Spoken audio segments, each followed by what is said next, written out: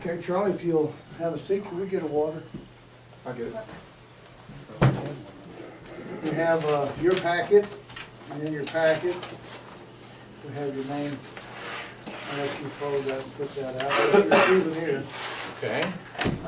We have the summary scorecard. This is what we'll tally up for the overall score when we, and here's our scorecard that we're gonna use. Okay. Each one of us gets one of these, we tally it up, we put it on here for the, now, let me put that out. Denise is going to read the rules, All right. and while she's reading the rules, we're gonna sign these documents. One is for permission to videotape, and I'll witness that. And then again, the rules after she's read them. All right. Number one, no one is allowed in the room except for the vetting panel and the candidate. All electronics shall be turned off except for laptops and video recorders used by the vetting panel. Cell phone or voice recorders shall be turned off in the room. No written materials or notes will be taken by the candidate. Ellis County Tea Party vetting panel and candidate agree that all questions and responses at this vetting session are to remain confidential until videos are uploaded and considered public information on the ECTP website at www.elliscountyteaparty.org. Verbal questions will be asked and verbal responses to those questions will be given. Answers will be limited to 2 minutes per question. During the video session, no follow-up questions will be asked, nor will a candidate be given any explanation of the question. Candidate may request for a repeat of a question at the time that the question is first asked. The candidate may request a copy of the vetting interview recording for a fee of $5. Recordings will not be released until the video is posted on the ECTP website at www.elliscountyteaparty.org and the fee has been received. Any questions? No questions.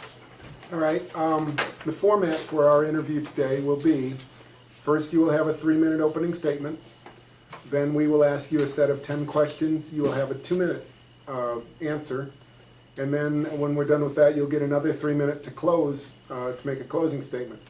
I am the timekeeper. This will be shown, and I'll keep waving it until you see it, at 30 seconds to the end, and then at the, when you hear that, you'll see this. Okay. I will leave that going until you hush. All right. Prompt With that- hush would be appreciated. Say again. A prompt hush would be appreciated. Because that's annoying.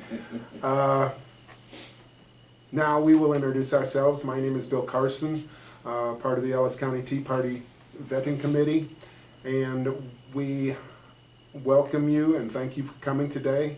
The reason I am doing this is to restore the Republic for my grandchildren. I'm Randy Clemens, member of Ellis County Tea Party Steering Committee. My reason for being here and doing this is to restore our freedoms, religious freedom, on the county level, the state level, and the federal level. Good morning, my name is Linda Bounds. I'm with the Ellis County Tea Party Steering Committee, and I just want to say thank you for coming. Harlan Bounds, Ellis County Tea Party Steering Committee. Thank you very much for coming. My name is Denise Delara, and I'm also part of the Ellis County Tea Party Steering Committee, and thank you for coming this morning. And I'm Michael Delara, Ellis County Tea Party Steering Committee, and I appreciate you taking time out of your day to come over here. Now your 3-minute opening. Well, first of all, I want to thank you, each and every one of you, for allowing me to come here today. And because we enjoy the freedoms that we have in our country currently, it allows us to do these type of things. When I was in junior college, before I went on to finish my degree, I had a government class, and in that class, I was assigned a term paper, and I chose conservatism versus liberalism. At that time, I didn't have a clue. And as I did my research, I discovered that I had to be a conservative because I believed in the Bible. I believed in keeping what I earned. And what I found was liberalism has a tendency to penalize success and reward failure. And I chose that that's not a way I was going to do. If I had to work for it, I need to be able to keep most of it and have control over my own destiny. As a Republican, I have discovered that capitalism is a form of government that is very important to us because we have the ability to create wealth. Liberalism only redistributes it. Now, an interesting thing, in July 4th, 1776, we declared our independence from a government overseas. They weren't giving us the support, they were taking our money, and 11 years later, we had a document created at the Continental Congress that has forever changed the way the world is today. It was a document under a rule of law rather than the rule of kings or dictators. And to that end, the Constitution is born on our Bill of Rights, our unalienable rights. That means they cannot be taken away. And to that end, I've taken an oath to defend the Constitution of the United States and the state of Texas from enemies foreign and domestic. And to that end, I'm seeking this office as county judge to make sure that those freedoms that we've had do not get trampled on or taken away by a local county government. Our fight has to begin somewhere, and I want it to be here. I have spoken to several county employees. They're unhappy about the current state of affairs, the county commissioners court raising taxes and giving themselves raises, cutting the employees out. County employees are the backbone of the county, and they need to be taken care of. I'm not saying that they need to be bask in luxury, but at least be able to take care of them and appreciate them. I went to Oklahoma Military Academy in Claremore, where our motto was courage, loyalty, and honor. And during that time, I acquired leadership skills I use this to this day. And one of the things, the difference between leadership and management, leadership takes care of your people. Management cuts them off for the bottom line for corporate stockholders. And I think if you take care of the people will take care of you. In addition, the property taxes can be, if more growth comes in the county, we'll have a broader tax base, so we can have more property tax come in, so we ought to be able to lower property taxes. Thank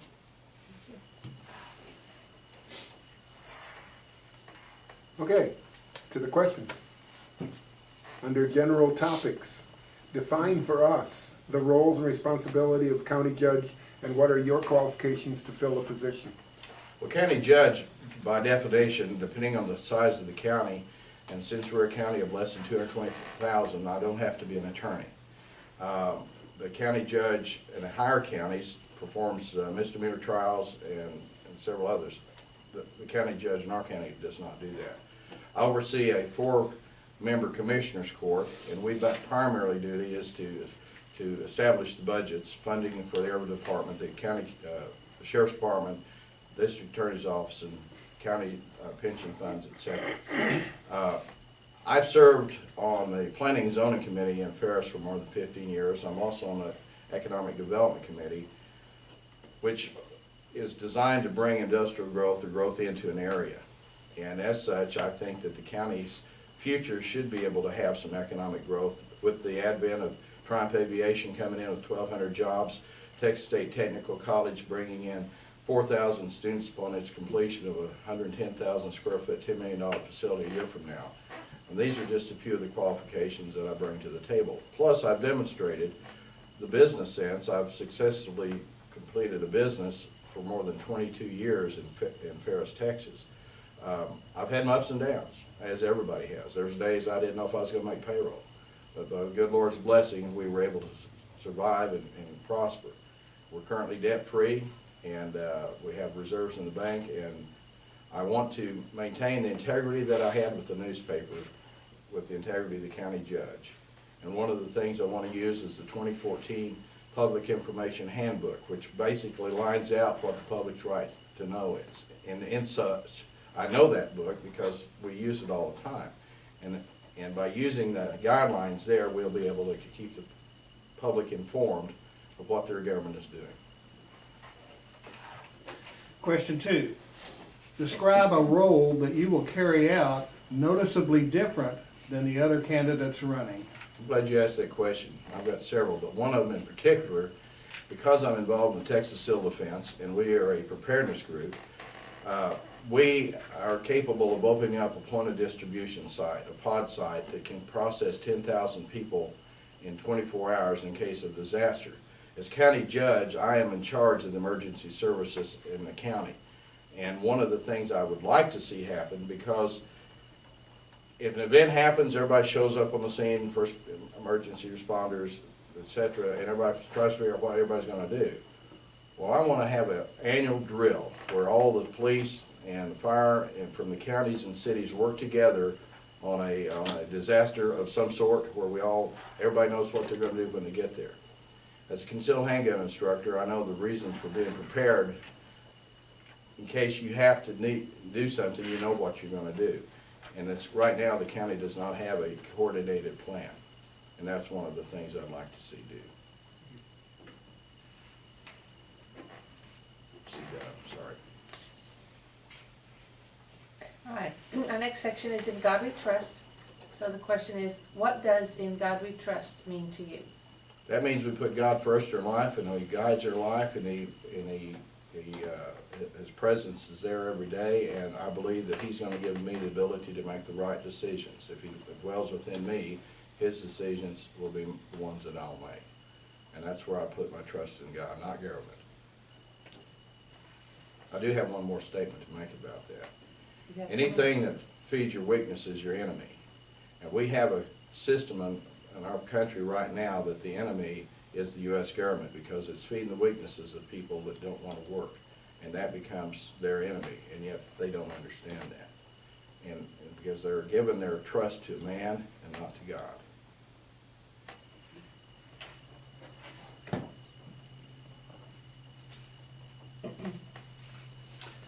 National and Texas sovereignty. What does the role of county judge play in interacting with the county sheriff? Well, the county judge sets the budget for the county sheriff, and I think that one of the key components as a county judge is making sure that our law enforcement officers are trained and equipped to do the job. Our current sheriff's reduced crime by 50% since he's been in office, yet he's been denied certain assets that he needs to do his job properly. I think that's wrong. I think if you're going to have people protecting you and guarding your safety, then they need to be adequately funded and protected. I think the sheriff and the county judge can make a good team to make sure that happens in the county. Number 5, under fiscal responsibility. Where within Ellis County's government structure can spending be cut, and in what ways do you plan to lower taxes in Ellis County? One of the ways I'm going to answer the second part first. One of the ways that we increase economic growth by reducing taxes is more house tops. The more house tops we have, the more tax base we have. I go back to Triumph Aviation, 1,200 employees, they're going to have a place to live. Well, the more tax base we have, we can actually lower property tax without decreasing services. One of the key things that happens when we have growth in an area, the cities are going to grow, the county's going to shrink because the cities are going to expand their area. So more people are going to be living more in cities than in the county. Well, that means the city's going to pick up their share of the property tax and be able to have to provide the services that the city does. The reason cities incorporate is so they can have ordinances, and ordinances is a form of control. The county does not have that. And so if we have the cities taking up the slack, then it makes sense to me the county is not going to have as much of a role to play in providing certain goods and services. So we should be able to consolidate a few things in the county. One, we have 4 commissioners' barns. We have equipment in every one of them. Does it all work together at the same time? Generally not. And I advocate maybe having a centralized system where, you need a motor patrol, a road grader, check it out for 5 days. If you need 2 of them, it's going to be there. So that's another way that possibly it could be that. But it's going to take a little more research on my part to do that.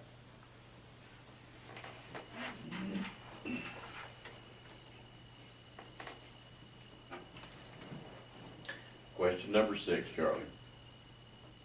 What is your position regarding the practice of centralizing equipment and material and supplies for road and bridge? Well, I think I just answered that. I think you did.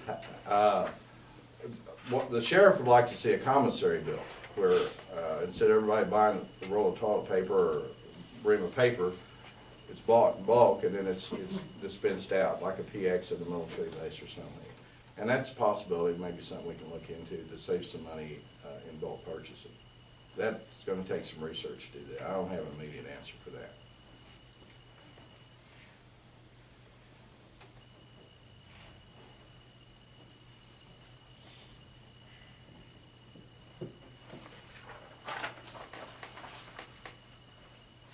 Last question under fiscal responsibility.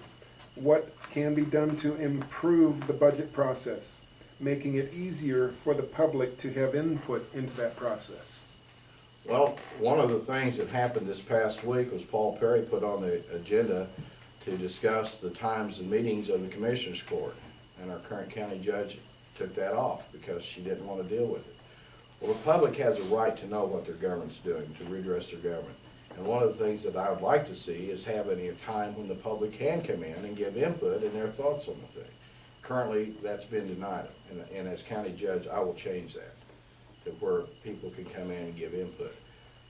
There's a lot of times people will ask more in a budget knowing they're not gonna get it all. One incident happened in Ferris years ago. The city judge wanted new carpet in her office, and I went over there, and this is when the money was tight for everybody, and I went over there and I said, what's the matter with this carpet? It looks, well, there's a little spot there, and I said, you don't need new carpet. And, you know, and be physically responsible, just not give people what they want because they want it, but if they have a need for it, then figure out a way of making that happen. And that's where the public's input comes in, because they need to know what's going on with the county and what they can do to give their input in on what needs to happen. Question 8 is under personal responsibility.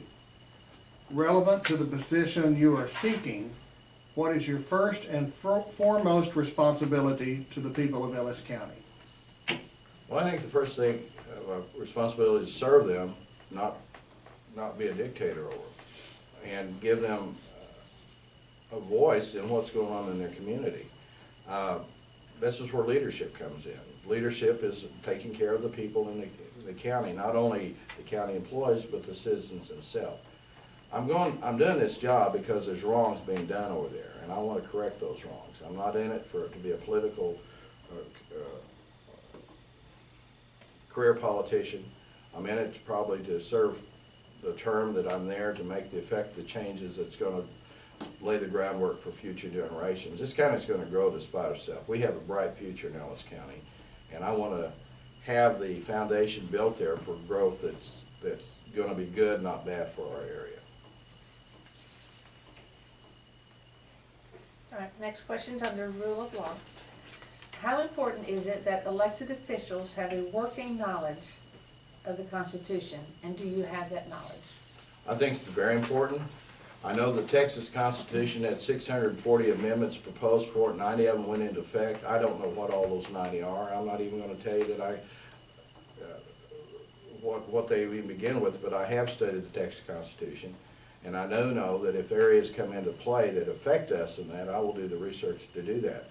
The Bill of Rights is the foundation for our lives, and I will defend that with my life or whatever. First Amendment, the right to have a peaceful assembly, free speech, religious worship. Second Amendment is the right to keep and bear arms. It backs up the First Amendment. Third Amendment, we're not going to have any quartering of soldiers without being compensated. Fourth one is the unreasonable search and seizure on your personal property. We have a right to privacy. The fifth one, we don't have to testify against ourselves. And I can go on with the rest of them, but I do have a working knowledge of those, because those are fundamental rights that everybody needs to have and be aware of what their rights are. We see abuses of power every day from rogue police officers. What I'm going to say rogue, they're going to make up rules just to intimidate people to make quotas and whatever, which, by the way, is illegal. Thank you. Okay, with that, how many articles and how many amendments are there to the U.S. Constitution? Last count, I believe there are 6 amendments. And the articles, I believe there are 3. I may be mistaken on that. One has to do with the legislative branch, that you have to be at least 25 years old to be a U.S. congressman, a term of 2 years, reelected. The Senate is every 6 years, and you have to be at least 30 years old. Then we have the executive branch, which is the ones that enacts law and runs the country. And then we have the third, which is the judicial branch, which oversees the laws to make sure they stand to muster the Constitution. There's probably more, but those are the ones I remember. Question 10, limited government. What is your position regarding the North Central Texas cog? That's a good question. It's a double-edged sword, I believe, North Ellis County Central Council of Governments. They serve a useful purpose, but at the same time, sometimes there's a detriment in it too. And in all honesty, I'm not gonna be able to give you a straight answer on that one. Okay, Charlie? Yeah, okay, we've got one more question. All right? Still my thunder. Last question, Charlie.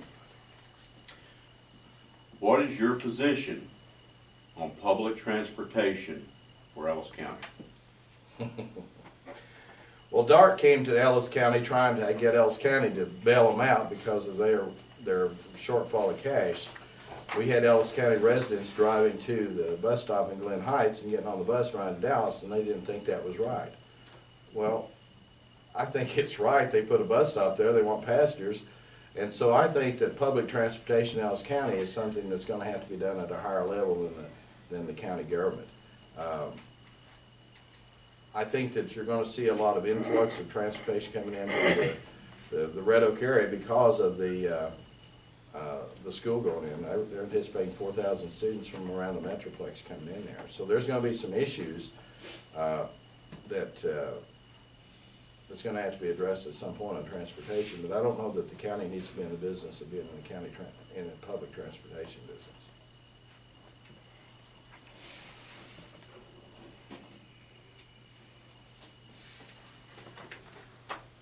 Okay, Charlie, you get 3-minute closing now.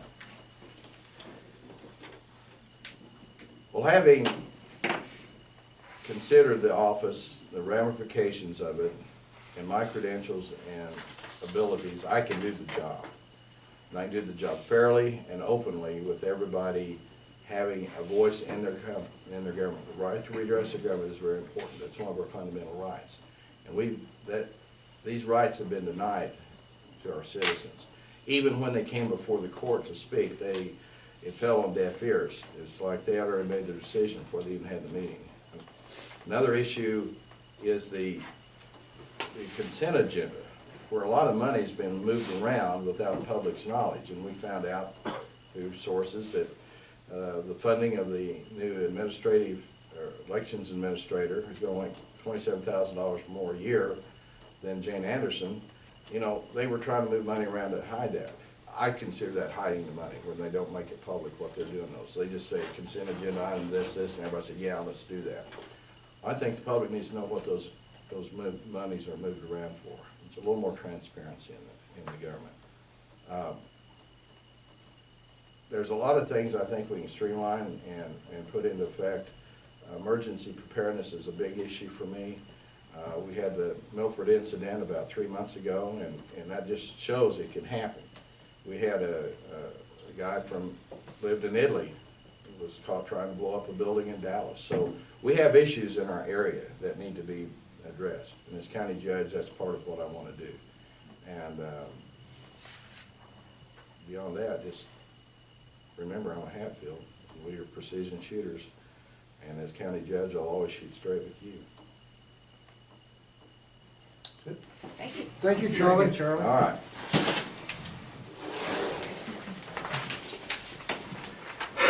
Now I'll drink some water. You guys feel some tough questions. That cog one, I hadn't even thought about that. I did study the Constitution.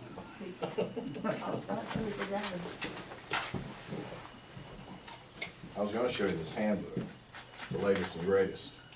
That's what we're gonna judge and grow our office by. I'd like to look at that. You're welcome to do that.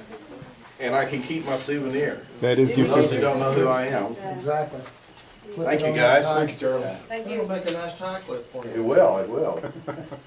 I'm sorry that your wife took the word down your mouth. I tell you, Thank you. Thank you. Appreciate y'all. So, We're rolling the cameras till you walk out the door. okay, all right, We're showing no partiality. No partiality. to anybody. all right. Thank you very much. Thank you. Thank you.